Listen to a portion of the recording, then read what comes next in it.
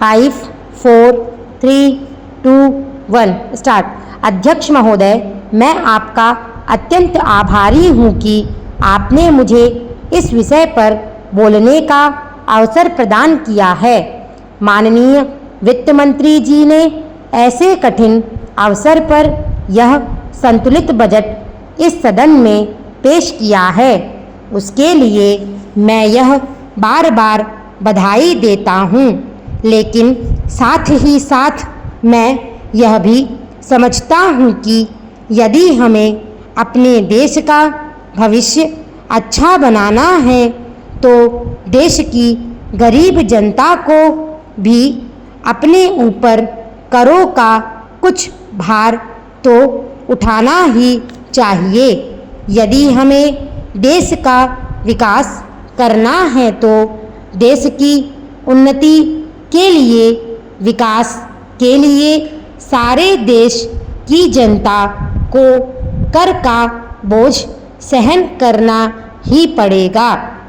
अध्यक्ष महोदय, माननीय वित्त मंत्री जी ने ऐसे समय पर यह बजट इस सदन में पेश किया है जब हमारा देश एक गंभीर आर्थिक संकट का सामना कर रहा है।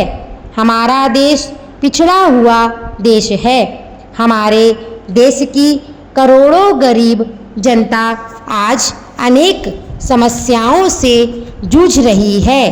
इस बजट को प्रस्तुत करने के बाद हमारे सामने बहुत से प्रश्न खड़े हो जाते हैं। मेरे और इस माननीय सदन के सभी सदस्यों के मन में यह प्रश्न बार बार उठ रहा है कि क्या यह बजट हमें इन समस्याओं और संकट से निकाल सकेगा।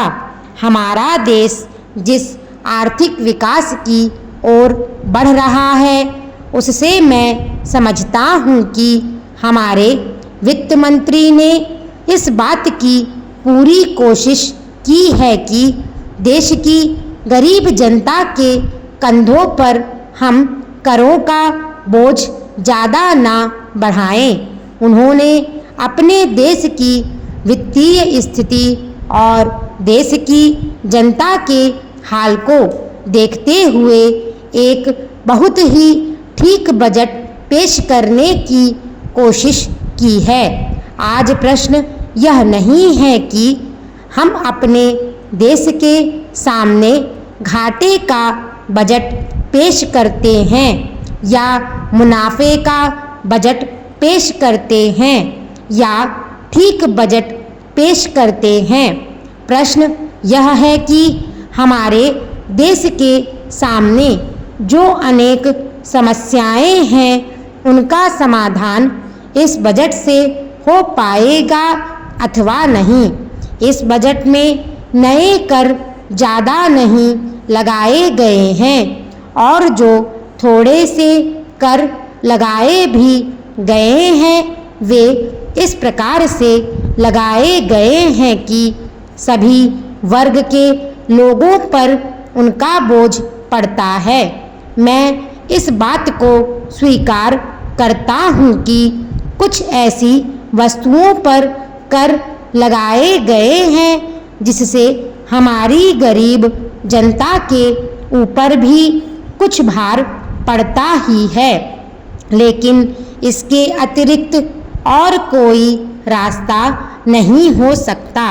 मान्यवर, प्रश्न यह है कि क्या यह देश इस प्रकार के बजट से उन समस्याओं व संकटों से निकल सकता है जिसका सामना वह कर रहा है।